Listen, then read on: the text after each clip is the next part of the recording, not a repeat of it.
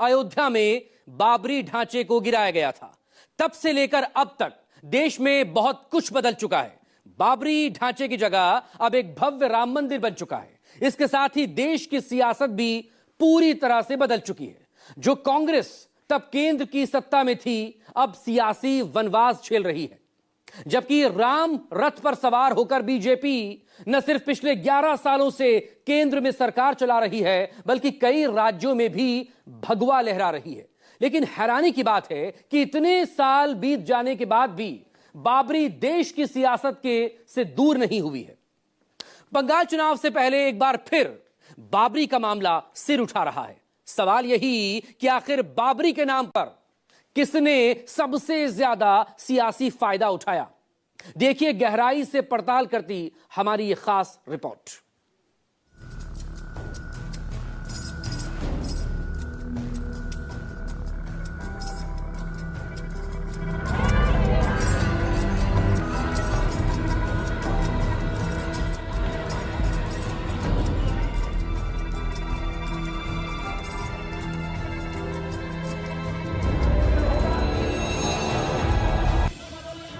दिन 6 दिसंबर का, लेकिन तस्वीर अयोध्या से 750 किलोमीटर दूर पश्चिम बंगाल के मुर्शिदाबाद की, जहां 33 साल बाद फिर बाबरी मस्जिद की गूंज सुनाई देने से पश्चिम बंगाल से दिल्ली तक सियासी पारा चढ़ गया।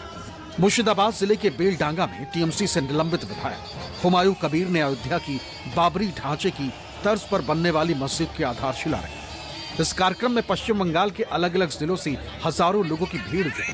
कोई सिर पर ईंट लाया, कोई ट्रैक्टर ट्रॉली, तो कोई रिक्शा, वैन और हाथों में ईंट लेकर कार्यक्रम स्थल पर पहुंचा। शुद्ध मस्जिद नहीं बनेगी, हॉस्पिटल भी बनेगी, मेडिकल कॉलेज भी बनेगी, एक रेस्टोरेंट कम होटल भी बनेगी, एक पार्क भी बनेगी। हुमायूं कबीर ने 25 नवंबर को ही ऐलान किया था कि वो बाबरी ढांचे को गिराए जाने वाले दिन यानी 6 दिसंबर को मस्जिद की नींव रखेंगे। लेकिन जहां उन्होंने आधारशिला रखी, वहां से करीब 1700 किलोमीटर दूर हैदराबाद और 1500 किलोमीटर दूर दिल्ली में भी बाबरी और राम मंदिर की गूंज सुनाई। आज 6 दिसंबर है और आप और हम जानते हैं कि 6 दिसंबर 1992 को क्या हुआ था। सुप्रीम कोर्ट को वादा करके कि वहां पर बाबरी मस्जिद को हाथ नहीं लगाया जाएगा, तमाम संघ परिवार के लोग जमा हुए। लाल कृष्ण आडवाणी, मुरली मनोहर जोशी, उमा भारती, जितने लोग थे, उन तमाम लोग सुप्रीम कोर्ट को वादा किए थे कि मस्जिद को हाथ नहीं लगाया जाएगा। और उसके बाद हम देखते हैं कि बाबरी मस्जिद को वहां पर शहीद कर दिया गया।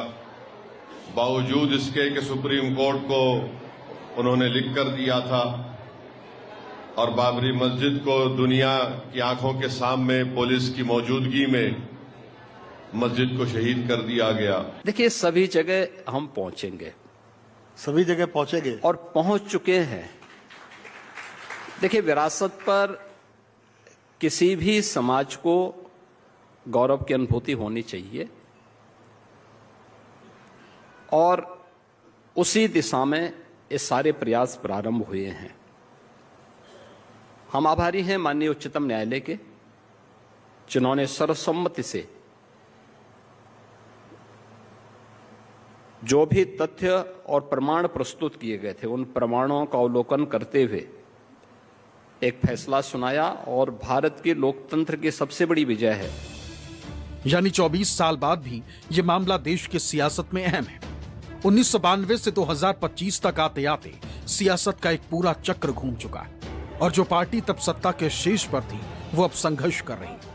और इस मुद्दे को हाथों हाथ लेने वाली बीजेपी पिछले 11 सालों से केंद्र के सिंहासन पर मजबूती से बैठी। जहां कभी बाबरी ढांचा था, वहां भव्य राम मंदिर बन चुका है। राम राज्य की कीर्ति को प्रतिरूपित करता है। ये ध्वज संकल्प है, ये ध्वज सफलता है, ये ध्वज संघर्ष से सृजन की गाथा है, ये ध्वज सदियों से चले आ रहे स्वप्नों का साकार स्वरूप है। ये ध्वज संतों की साधना। भले इस मामले को बीजेपी देश के सांस्कृतिक इतिहास से जोड़ती रही, लेकिन यह भी सच है कि इसके बहाने उसने वो कामयाबी पाई जिसकी कभी कल्पना भी नहीं की गई, यानी बाबरी मामले को भुनाने में बीजेपी सबसे आगे रही। ये बदलाव तो अयोध्या में बहुत हो चुका है। जब सुप्रीम कोर्ट ने फैसला कर दिया, पूरे देश के मुसलमानों ने जो है उसका सम्मान किया। आज मंदिर जो है बन गया है और हिंदू और मुसलमानों के बीच में जो दरार थी वो सब खत्म हो चुकी है, क्योंकि ज्यादा दिन गम मनाने की जरूरत नहीं होती है।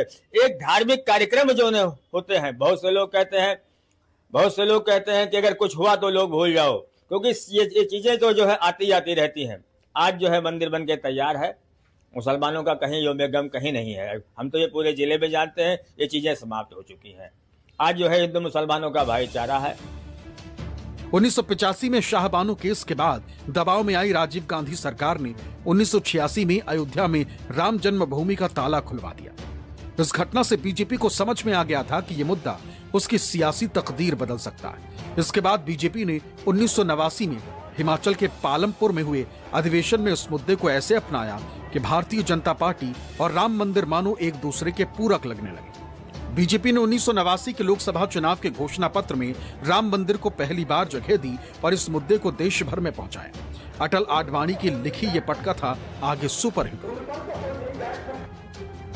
जो बीजेपी 1984 के आम चुनाव में सिर्फ 2 सीटों पर जीत हासिल कर पाई थी, उसके खाते में 1989 के लोकसभा चुनाव में 85 सीटें आई। देश की सियासत में बीजेपी के बढ़ते कदमों का ये ट्रेलर बना था। पूरी पिक्चर अभी बाकी थी।